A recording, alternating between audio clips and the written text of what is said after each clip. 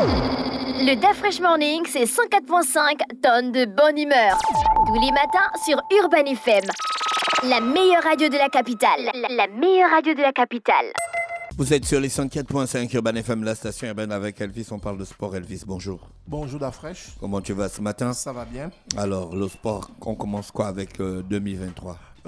Déjà, bonne année à tous les auditeurs. On espère que l'année 2023 sera une année de prospérité, de bonheur, de longévité. Et beaucoup d'entrepreneurs auront de la réussite. Longévité, on va vivre un an. Un an seulement. Non, longévité sur le sur plan toute de la vie qui te reste, sur le plan de la santé. Longévité sur les 1 an, là. Parce que c'est seulement 1 an, 12 mois.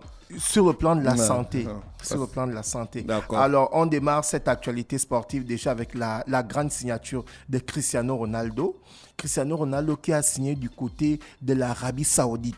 Il faut souligner qu'il était appelé un peu partout. Il y a des clubs européens qui l'ont titillé, des clubs brésiliens qui l'ont titillé, du club de l'Australie qui l'ont titillé. Et il a souligné cela dans sa conférence de presse lorsqu'il a été présenté que c'est le projet de l'Arabie Saoudite qui l'a séduit. Et il n'a plus rien à prouver parce qu'il a tout gagné du côté de l'Europe. Et lorsqu'on regarde son palmarès, c'est la vérité parce qu'il a remporté l'Euro 2016 avec le Portugal. Il a remporté plusieurs fois la Ligue des Champions avec le Real de Madrid. Il a remporté une Ligue des Champions avec Manchester United en 2008. Il a été plusieurs fois Ballon d'Or, plusieurs fois Soulier d'Or, plusieurs fois joueur européen. Donc, ce qui veut dire que dans son interview, celui-ci a déclaré qu'il n'a tout gagné en Europe. Donc voilà pourquoi c'est le produit de l'Arabie Saoudite qui l'a séduit. C'est clair que quand on regarde son palmarès, c'est la vérité. Donc il a signé du côté d'Al Nasser, ce club saoudien déjà qui a la particularité que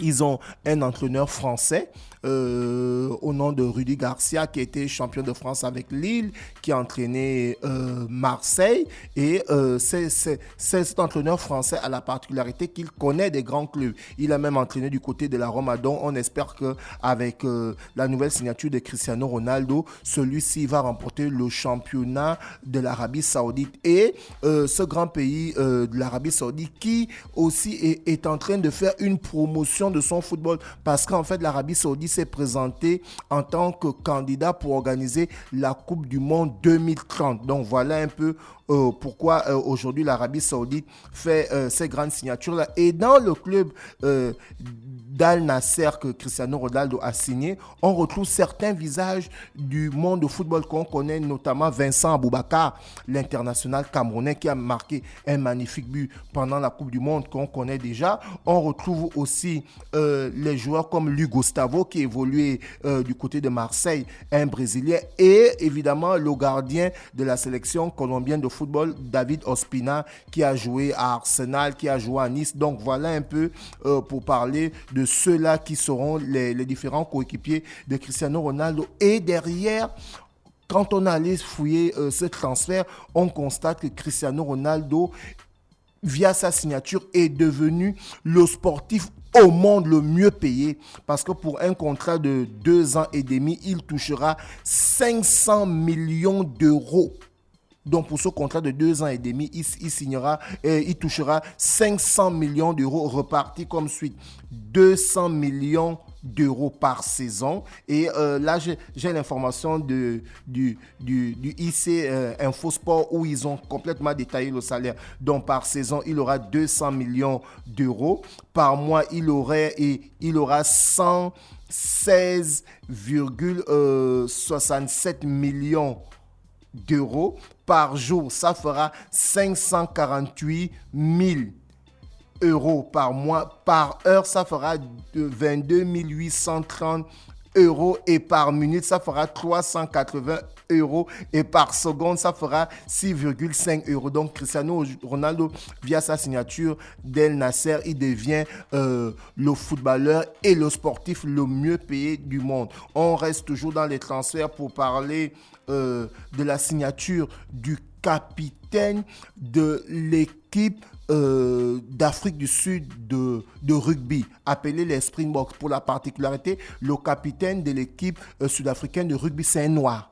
déjà le rugby en Afrique du Sud, c'est un sport de blanc, mais lorsque cette équipe a remporté la Coupe du Monde 2019, elle avait pour capitaine Sia Kolissi, qui est noir, qui est le capitaine, qui aujourd'hui a signé au Racing 92 du côté de la France. Donc, c'est-à-dire que la France aussi, comme elle va organiser la Coupe du Monde de rugby cet été, donc voilà pourquoi elle est en train de faire des grandes signatures pour toujours peaufiner son championnat et faire en sorte que son championnat appelé la première, le top 14 puisse être l'un des meilleurs, pourquoi pas le meilleur championnat le meilleur championnat du monde en termes de rugby. On continue toujours dans le sport pour parler de football. Et là, d'Afresh, on va parler de le tournoi de Montaigu.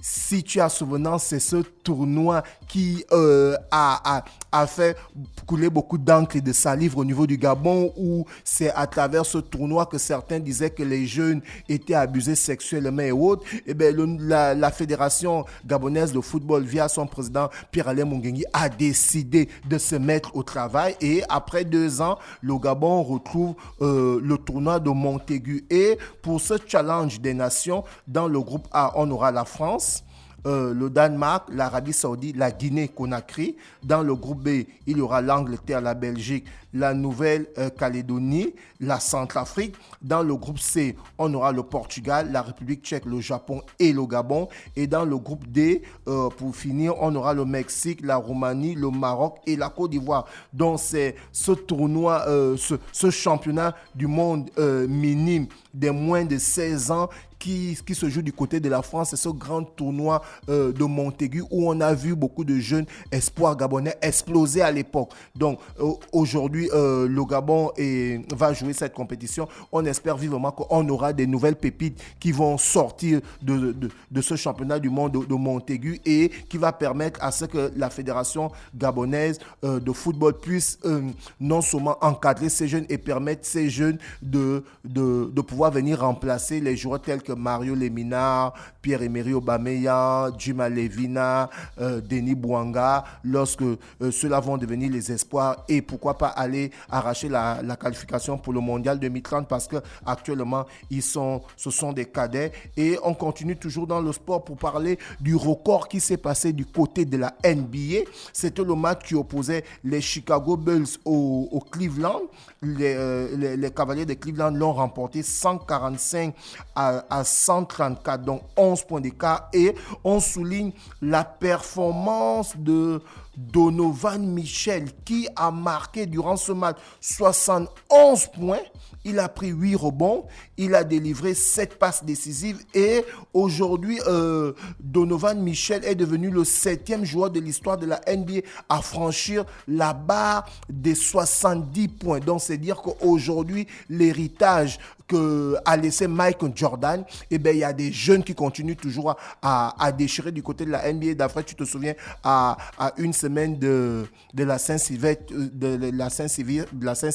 on avait parlé du joueur serbe qui avait aussi atteint ce 60 points. Et là, maintenant, c'est Donovan Mitchell qui marque pratiquement les 60% des points de son équipe. Parce que quand on regarde le score 145 à 134 et il a marqué 71 points, c'est dire qu'aujourd'hui, du côté de la NBA, il y a véritablement des jeunes qui continuent toujours à aligner les performances. Et on va donner quelques résultats de la NBA, à savoir le Celtic de Boston a perdu contre les Denters 150 à 117, j'y arrive. Et les Bulls de Milwaukee ont pris le dessus sur les Wizards de Washington 123 à 113. Et les Warriors, amenés par Stephen Curry, ont battu les Suns 134 à 141, juste 2 points d'écart. C'est dire qu'aujourd'hui, la NBA est là et on espère que via la Basketball Academy League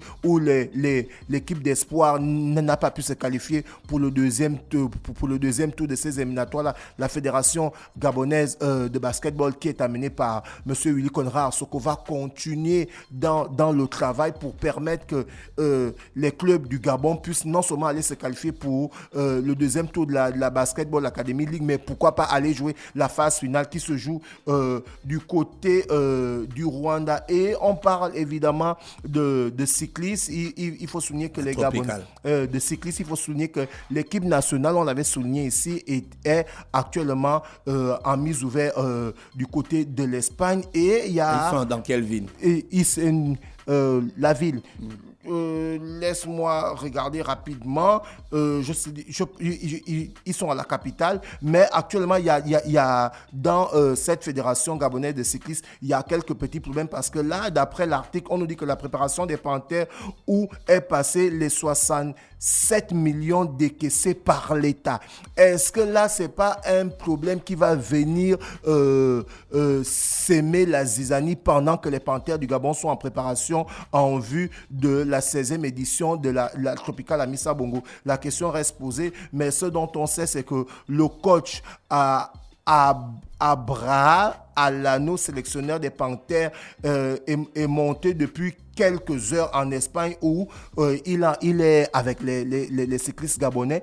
Il est monté au créneau parce qu'en fait, préparation... À Madrid, la température maximale est de 10 degrés. Oui, la température minimale est de 3 degrés. Mais après, donc les gars sortent pour aller pédaler sous cette température.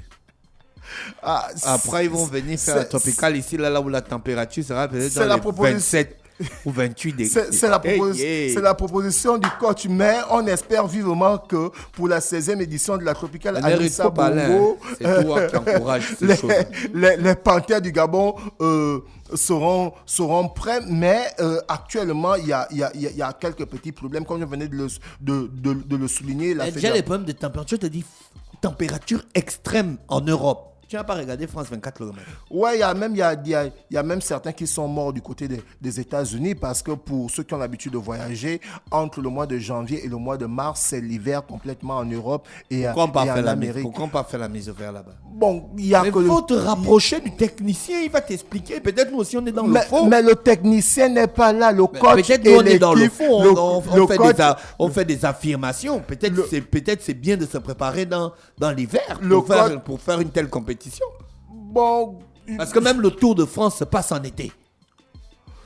C'est faux ou bien? Bien sûr que ça se passe en été. On n'est pas déjà dans l'été. On est bien en été. Donc, on se demande, on espère vivement que lorsque le coach Alano va revenir avec les Panthères du Gabon, il va accepter notre invitation ici au Dafresh Morning pour qu'il nous dise pourquoi il a accepté d'aller se préparer en Espagne, sachant qu'ils sont en plein hiver en Espagne et qu'au Gabon, la température est complète. C'est complètement le jour et la nuit. Pourquoi pas aller se préparer au Cameroun, par exemple, ou au Congo, ou à Franceville, où on a la même température.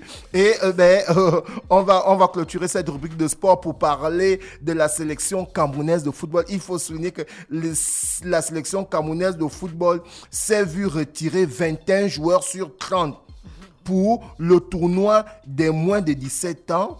Pour cause de, s'il faut souligner ça comme ça, la falsification au niveau de l'âge. Alors, qu'est-ce que l'article dit? L'article dit ceci. Incroyable, 21 des 30 joueurs camerounais U17, c'est-à-dire les 16 ans, sélectionnés pour le tournoi, ont été écartés pour avoir échoué au test d'âge demandé par la FIFA. Le test consiste en une IRM du poignet avec laquelle les médecins peuvent vérifier l'âge des joueurs à 99,0%. C'est une certitude analysant la maturité des os. Donc sur 30, 21 Camerounais ont été écartés parce qu'en fait c'est un tournoi de U17, donc c'est un tournoi de 16 ans.